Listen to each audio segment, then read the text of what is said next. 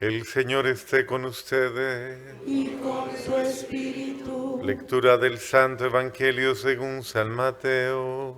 Gloria a ti, Señor.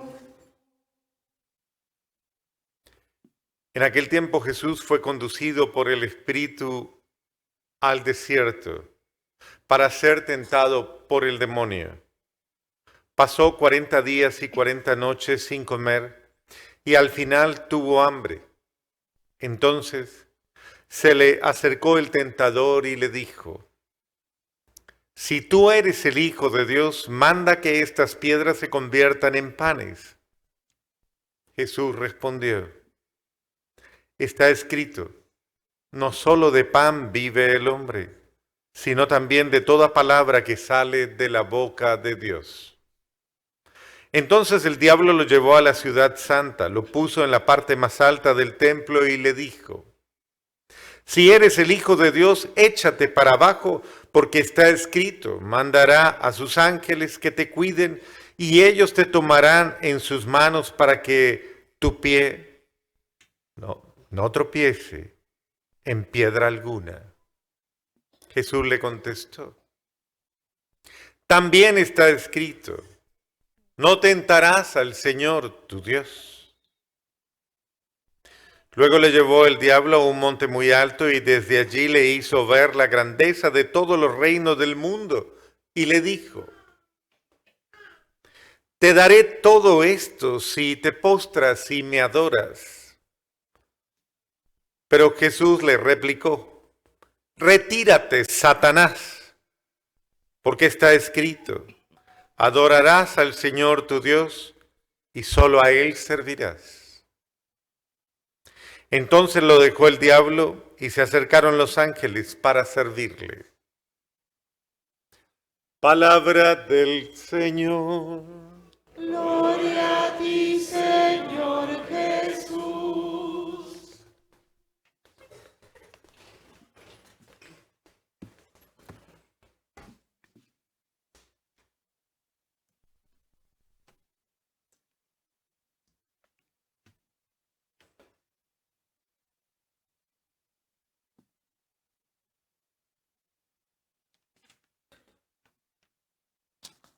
Hoy la palabra nos lleva también a nosotros a un escenario que es nuestro propio escenario de la vida, la propia realidad, en la que ciertamente estamos, la vida es una bendición y estamos en la vida disfrutando de una gracia de bendición. O sea, la vida no es una realidad de condenación.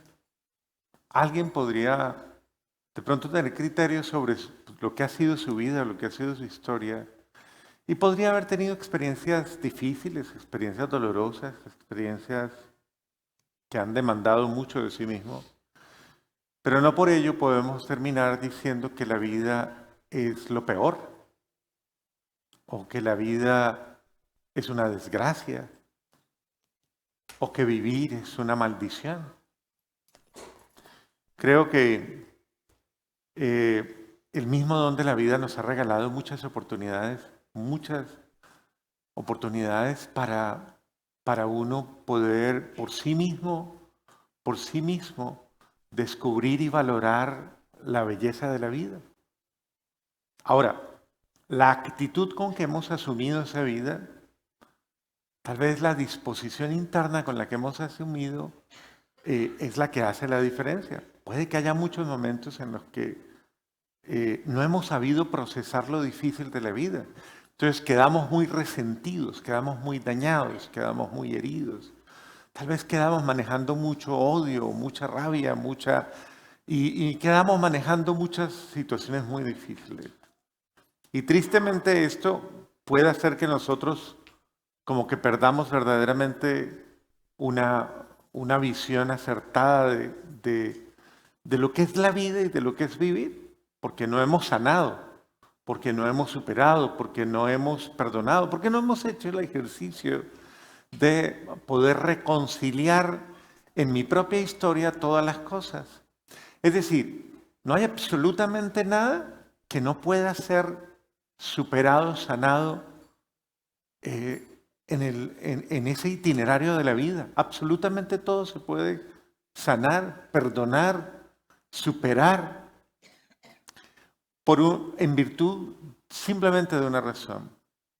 Jesucristo, una de las misiones fundamentales que hay que entender de Cristo es que Cristo vino a restablecer la paz en el hombre, la esperanza humana. Cristo vino a darle la posibilidad al hombre, al ser humano, en virtud de él, obviamente, en virtud de su amor, de poder alcanzar la bendición absoluta, la bendición plena. Es decir, la sanación. ¿Qué quiere decir? Ese proceso de redención, esa alegría, esa paz. Pero tienes que dejarte guiar, ¿no?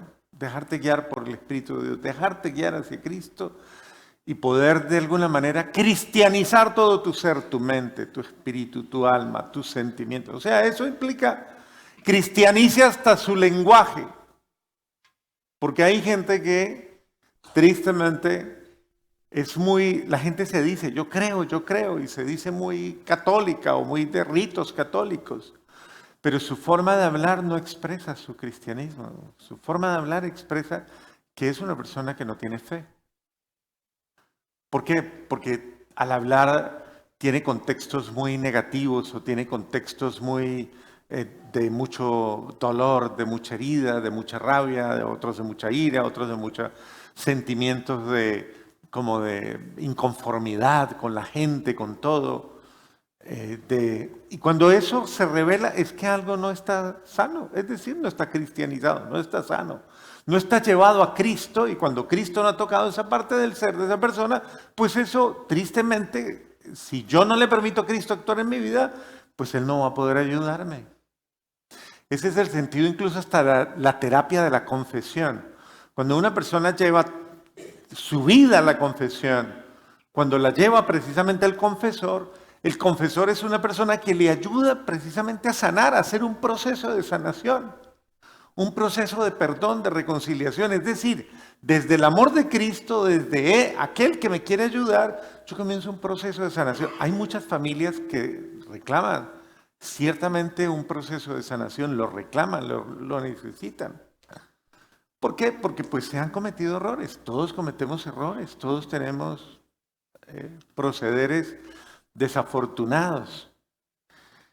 Todos nos equivocamos, pero las consecuencias de esas equivocaciones muchas veces quedan en muchas personas que no las procesan, no decantan, y de pronto uno se encuentra, uno como orientador o como sacerdote o como consejero o como guía, cuando uno comienza a indagar las realidades de los seres humanos, de las personas, uno comienza a ver que muchas cosas tienen raíz en situaciones que les marcaron siempre. Y tristemente, si usted no hace el proceso, si usted no se deja ayudar para que Cristo pueda llegar a esas dimensiones de su ser heridas, pues usted va a vivir mal todo el tiempo. Y por eso el Señor nos llama a que seamos dóciles. Por eso mire cómo termina la segunda lectura, ayudándonos a entender la pedagogía. Y así como por la desobediencia de uno, todos fueron hechos pecadores, así por la obediencia de uno, todos serán hechos justos. ¿Eso qué quiere decir? Que si usted no hace el proceso de sanar, es decir, de reconciliar en su ser, de arreglar su vida, si usted no hace el proceso de disponerse que se arreglen las cosas en su vida, sea obediente ¿a quién? Al amor, a la misericordia, al evangelio, a Cristo, póngale nombre, pero sea obediente, sea dócil. Si usted en obediencia no permite que Dios actúe como quiere actuar para ayudarle a sanar, si usted no es dócil y obediente, usted entonces no va a permitir que esa sanación llegue a muchos. En su familia, en su casa. ¿Por qué? Porque esto es válido. Cuando una persona entra en un proceso de reconciliación, crea un ambiente.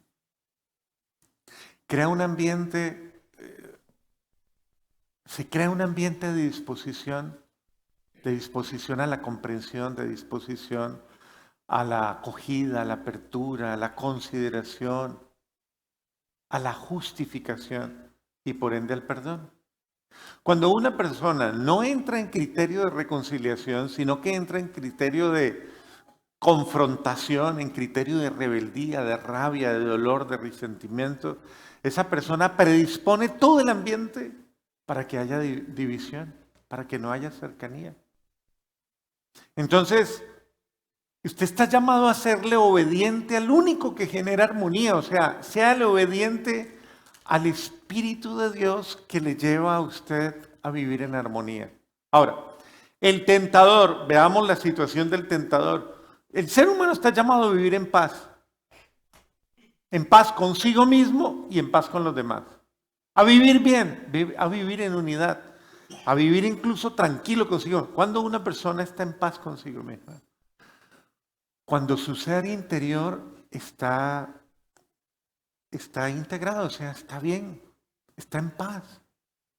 Cuando esa persona en su ser interior está reconciliada consigo misma, está bien consigo misma.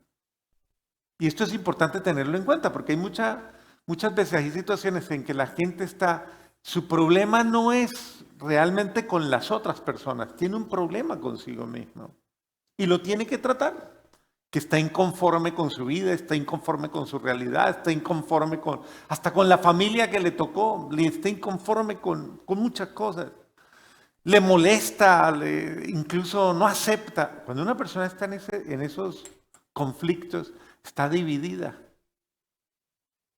Y muchas veces una persona dividida, por eso dice, un reino dividido se viene abajo. Y esa es la máxima de Satanás, ¿no? Divide y vencerás. Entonces, el hecho es que no haya unidad, ni personal, ni interior, ni comunitaria. Por eso, como el acto más agresivo contra una familia es dividirla. Una persona que le sigue el juego a la discordia, que le sigue el juego al egoísmo, que le sigue el juego a los caprichos, que le sigue el juego a su mala voluntad. O sea, una persona que se deja llevar y cae en esas cosas, tristemente no es un factor de unidad, un factor de comunión. Si ustedes observan el Evangelio, es Cristo entrando en la dimensión, en una zona de austeridad, en una zona de preparación que es el desierto. Es entrar en esa zona de seriedad, de un itinerario, como quien dice, dispuesto como para crecer en el Espíritu. Pero cuando uno comienza a hacer las cosas de Dios en serio, tiene pruebas. Una persona que asume en seriedad no decir mentiras, las mayores tentaciones las tiene. Una persona que asume con seriedad no hablar del prójimo, tiene las tentaciones. Una persona que asume seriamente no perder el equilibrio y entrar en actitudes de mal genio, va a tener confrontaciones. Porque el que toma decisiones de vencer estas cosas es mucho más confrontado que el que no le importa, el que dice, no, pero ¿qué? Eso no importa, yo soy así, pues ¿qué importa? Como no le importa, pues ni cuenta se da, ni le duele, o sea, no le importa, entonces, ¿qué importa que su vida cause caos o que cause, no, pues yo soy así, ¿qué importa? ¿Qué nos muestra esto? Que en el camino serio hay pruebas. Una persona que quiere ser fiel a su hogar, que quiere ser fiel en todos los sentidos a su hogar, tiene pruebas. Los que buscan hacer las cosas bien, tienen pruebas. Y son probados en toda su realidad. Porque el demonio, que es el enemigo de la felicidad humana, porque ese es el mejor nombre que le podemos dar. Él es el enemigo de que el ser humano sea feliz. Es más aún, todo su propósito, todo su esfuerzo, toda su energía la gasta en hacer a los seres humanos infelices. A eso se le llama la condenación. La condenación no es más que un estado de infelicidad. Por eso podemos decir que hay gente que ya está condenada en vida, porque ya tiene suficiente amargura para vivir su infierno propio. Y por eso es una persona que no tiene paz, no genera paz, no está bien, no está contenta consigo misma. Y esa persona tristemente no produce bienestar. El demonio, que es el enemigo verdadero, porque el enemigo no es el otro, ¿no? Y usted puede comenzar a pensar, no, mi enemigo es mi mujer. Esa es la que me hace infeliz. Me tengo que liberar de ella para yo ser feliz. ¿Sí? O es mi marido, es que a mí sí me tocó. Cuando uno pierde el objetivo verdaderamente, no, los seres humanos son débiles, todos los seres humanos, no hay ninguno perfecto, no hay ninguno absolutamente irreprensible, todos tenemos defectos, todos, absolutamente todos, cometemos los peores errores.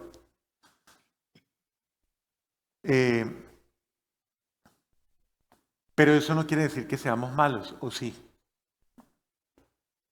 ¿Esa persona que está al lado suyo es mala? Pues mire bien, a ver, voltee y mire a ver, ¿sí es mala?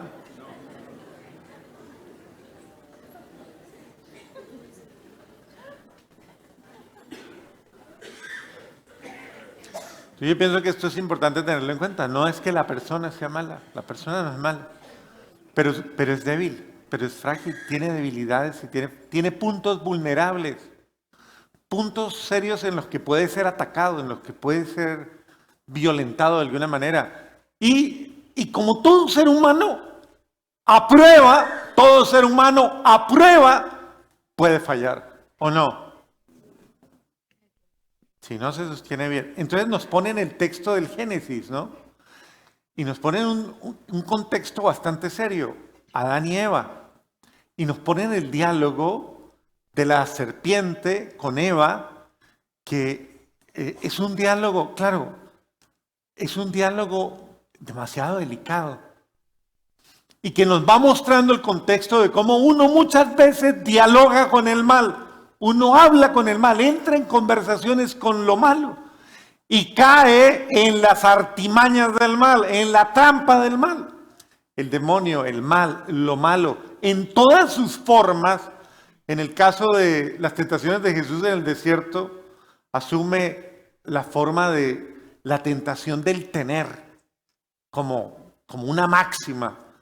Decir, adórame y te daré todo, pero adórame, ¿no? Adórame y te daré lo que quieras.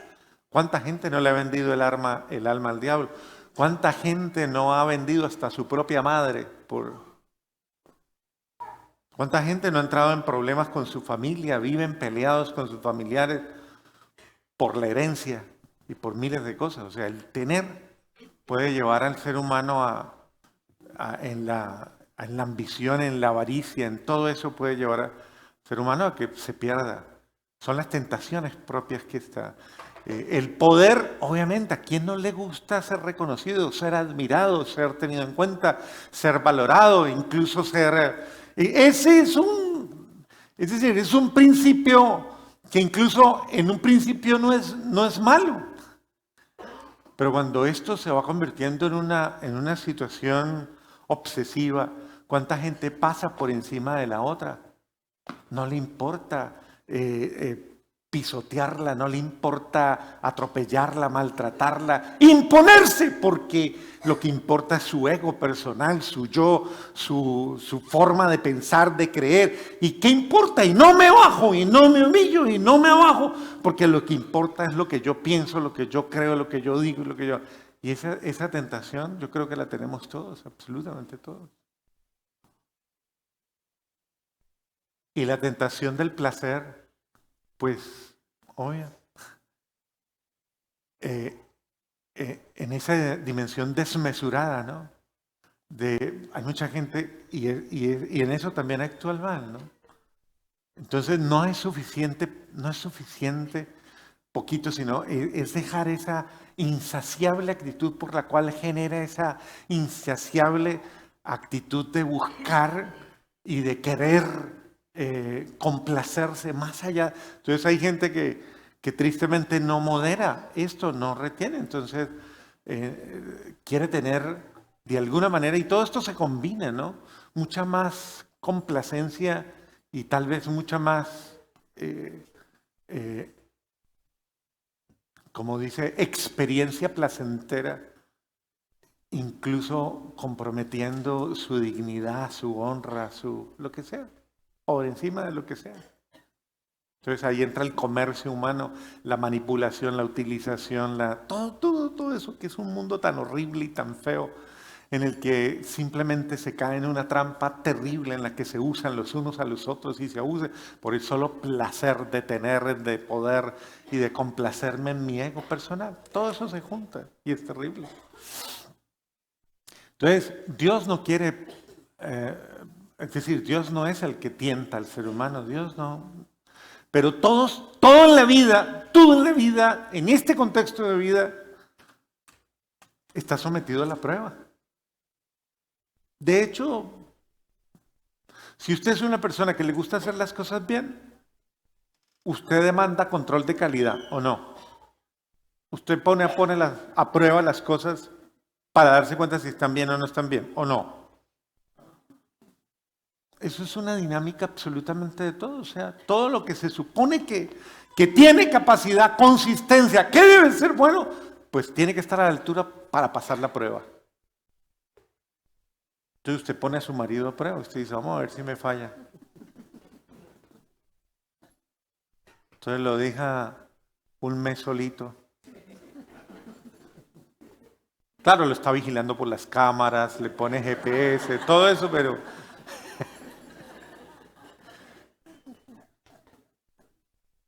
lo pone a prueba, o la pone a prueba.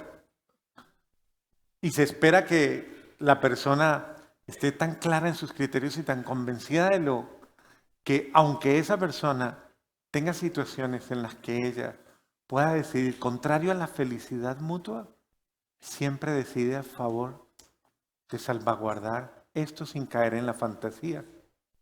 El diálogo de la serpiente es el diálogo permanente en el que ellos ya gozaban de la felicidad, ellos ya eran felices. Pero mire que es un diálogo demasiado astuto porque hace dudar del don personal, hace dudar de lo que ya se tiene. Entonces juega con esto y les hace pensar que no, que cómo así, que sea libre y como quien dice, dése la oportunidad de tener más por sus propios medios. Usted no necesita de Dios para eso. Y es curioso ese texto, ¿no? Con que Dios les ha prohibido comer de todos los árboles del jardín. Y entonces ella le dice, sí, podemos comer del fruto de todos los árboles del huerto, pero del árbol que está en el centro del jardín dijo que no comieran de él ni lo tocaran porque de lo contrario habrían de morir. O sea, hay como una sentencia muy clara. Habrían de morir, ¿a qué? Obvio, a la libertad personal, a la alegría. Morir es caer en la esclavitud. Es una forma de decirle a usted, el día que usted, por ejemplo, en una relación de pareja, traicione su hogar con el que se comprometió a ser feliz el día del matrimonio, ese día va a morir, porque usted no va a ser capaz de vivir con un corazón dividido, sabiendo que usted mismo profanó su hogar. Entonces ese día usted se mató a sí mismo, se dañó a sí mismo. Porque traicionó a sus hijos, traicionó su proyecto de vida, traicionó su lealtad personal, su dignidad, su honra ya. Entonces, claro que vas a morir. Pero ¿y qué le dice el diálogo del demonio? Le dice, no sea bobito, no sea bobita. Y hoy día estas frases están muy acuñadas. Pero si usted es joven, hombre, no sea bobo. Disfrute. La vida es una y se le va rapidito. Antes de que se muera, hombre, gástese los últimos cartuchos, hombre. Pues, disfrute. Ese es el diálogo. De ningún modo, no morirán. Bien sabe Dios que el día que coman de ese fruto de ese árbol, se le abrirán los ojos y serán como Dios. Si ve que van a morir, es la relativización de las consecuencias de algo, de una decisión. Es inducirte. ¿Cuántas veces hay personas que tristemente son inducidas a muy malas decisiones en su vida? Y después el resto de la vida están llorando.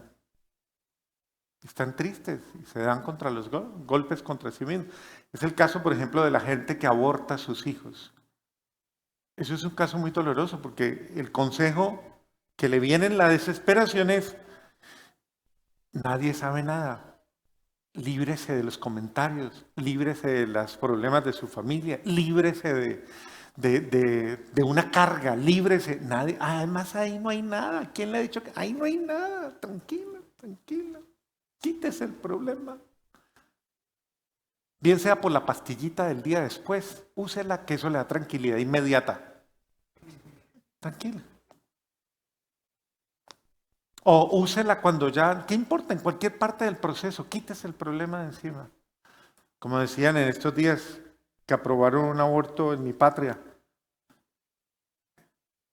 es que la persona estaba muy estresada y eso afectaba su estabilidad emocional. Entonces, quítese el problema. Tranquila, que ser asesina no le va a pesar. Eso no le va a estresar. Entonces, es un consejo tan mañido, el del mal. Es un consejo tan amañado, como tan acomodado de una manera tan forzosa. Es una mentira. ¿Quién le ha dicho a usted que haciendo algo que va contra su felicidad va a ser? Eso es una fantasía. Y la culpa no se la va a poder quitar casi nunca. Nunca. Hay culpas que marcan, porque usted lo sabe, de hacer algo incorrecto. Es caer en la trampa. Y por eso usted va a vivir mal consigo mismo. La infelicidad viene de muchas cosas que usted está haciendo incorrectamente consigo misma. Incorrectamente. Y que no son, porque son simplemente una forma de hacerse daño a sí mismo, de herirse, es caer en la mentira. La mentira de cualquier forma, del tener, del placer o del poder. Muy bien. El Señor nos dice hoy, entonces, no sean inconscientes, no sean ingenuos. Ustedes están sometidos a prueba. Todos los días tienen que vivir una prueba. Pero prepárense para la prueba, prepárense. Este tiempo en el que estamos, este tiempo es un tiempo de preparación para la gran prueba de todos los días. La Cuaresma, 40 días del año, nos prepara para todos los 365 días del año. ¿Qué es la gran prueba? ¿Cuál prueba? La del día a día. Esa en la que se prueba la fidelidad, la calidad de persona que es usted, de honestidad que tiene, la calidad de ser humano. Eso está a prueba todos los días. Se le prueba la paciencia, se le prueba la humildad, se le prueba la generosidad, se le prueba en todos los órdenes. Todos los días hay prueba. Pero usted tiene que foguearse completamente y prepararse para esos momentos de prueba. Recuerde que la carne es débil. Entonces hay que fortalecer el espíritu, el alma, para que podamos saber confrontar las horas de prueba, las horas de... Jesucristo nos enseñó a entrar en oración. ¿De qué manera le respondió Jesús al diablo?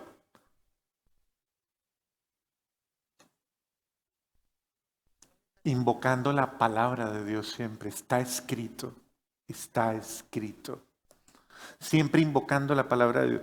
Cuando la iglesia nos dice, lea la palabra de Dios, no quiere decir que la iglesia le está diciendo que la lea simplemente porque sea un imperativo intelectual religioso. No, es que la palabra de Dios como tal tiene absolutamente todas las gracias para transmitirle la fortaleza de Dios, la presencia de Dios, el Espíritu de Dios. La gracia de Dios que le sostiene, le fortalece sus partes débiles de su ser. Lea la palabra de Dios. Yo se lo digo en mi caso personal, siendo una persona recién salida de las drogas a los 17 años, recién salidos, créanme, a mí lo único que me comenzó a sanar fue leer la palabra de Dios. Yo nunca la había leído en ese periodo de adultez. De niño, pues uno se recreaba viendo las imágenes bonitas de la Biblia, pero ya después, comenzar a estar con ella solo, a solas, yo comencé a ver mi vida ahí, mi vida. Comencé a escuchar cosas que nadie me decía, nadie. A tener un diálogo con un alguien que hablaba de mí mismo, que me comenzó a sanar el corazón, el alma, el espíritu, de todo lo que traía y que fue precisamente lo que me llevó a la droga. ¿Fruto de qué? Pues precisamente de unas situaciones de confusión humana, obviamente, claro que sí. Fruto de una realidad social que en ningún momento querían mi felicidad. Y me arrinconaron y me llevaron a eso, claro que sí. Y nadie me podía sanar. ¿Quién me sanó? Dios. A través de la palabra. A través de ir tocando mis fibras, las fibras, mis sentimientos, mis emociones. Me fue sanando la mente, me fue sanando el corazón, me fue sanando el espíritu. Entonces, yo personalmente se los digo, la única manera en la que nosotros podemos verdaderamente fortalecernos es comenzar a tener una mayor intimidad con Dios. Ore, haga oración personal, ore con la palabra. Tenga ratos en los que usted medite, reflexione, ore, pídale a Dios, háblele de usted. Dígale, no puedo, soy débil, esto me cuesta. Apárteme de esto, ayúdeme, Señor. Es el espíritu de oración y el espíritu de fortaleza que se encuentra en la palabra de Dios. Y por eso yo los invito a que ustedes aprovechen este tiempo, aprovechen para hacer una evaluación personal. Por ejemplo, frente a estas tres realidades, tenemos toda la semana. Piénselo. ¿Cuáles de estas realidades me han hecho daño? He tenido una mala actitud frente a las cosas, a la posesividad. Soy posesivo, absolutamente posesivo, posesiva. Me gusta, retengo, soy egoísta. Es decir, el tener me genera muchas situaciones. Acumulo cosas, tengo, no comparto, soy... Dios mío. Abra su garaje, ¿cómo está? El closet.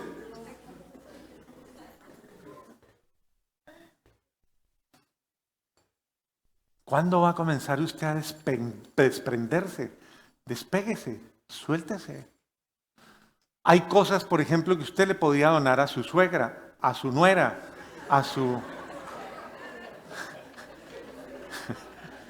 Pero sí. ¿A quién se los va a dar? Pues, revise, saque, despréndase y diga, hombre, yo... No se deje llevar por el... Yo a esa infeliz no le doy nada. ¿Quién dijo?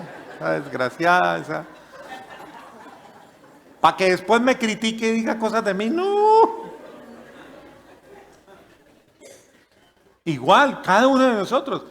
Y eso es frente al tener, frente al poder. Incluso, que es precisamente todas esas formas. Usted puede tener demasiados problemas y conflictos con mucha gente que le rodea a usted y con las cuales usted tiene mala relación con su jefe, tiene mala relación con su papá, porque usted considera que le hizo mucho daño, mucha mala relación con su mamá. Hay gente que tiene problemas no resueltos en esa situación, tiene problemas de autoridad, tiene problemas de rebeldía, no entra en el esquema. Usted quiere romper a toda hora esquemas, a toda hora le molesta, usted quiere ser libre a su manera. Déjeme hacer lo que se me dé la gana en mi vida, no se meta. No reviente así, hágalo equilibradamente. Vaya sanando sus cosas, vaya, crezca, tenga la madurez suficiente para no tener que pasar por encima de nadie ni entrar en conflicto con nadie. Una persona adulta no arrebata sus derechos. Igual, con el placer. Todos los desórdenes de su ser, todas las cosas esas que enfermizas y raras que usted tiene, que le llevan tristemente a desenfocarse y a perderse en una falsa concepción de placer. El placer es un don de Dios para todo ser humano, porque seríamos monstruos o quién sabe qué si no tuviéramos. Pero es que esto llevado al extremo se vuelve una, ¿cómo podríamos decir? Un atentado contra la dignidad humana. Porque si el placer no está mesurado por el amor, de hecho, no hay mayor placer que amar. De verdad, el amor deja un placer maravilloso, pero amor no es cualquier cosa. Amor no es cualquier desorden humano. El amor es mucho más. El amor es una expresión de lo mejor del ser humano, de la gran calidad del ser humano. Y yo debo liberarme y sanarme de todas esas formas anómalas de amar o anómalas de entender el amor y de entender el placer mismo, con las cuales puedo yo caer incluso en la corrupción de mi ser, en la corrupción de mi vida, de mi familia.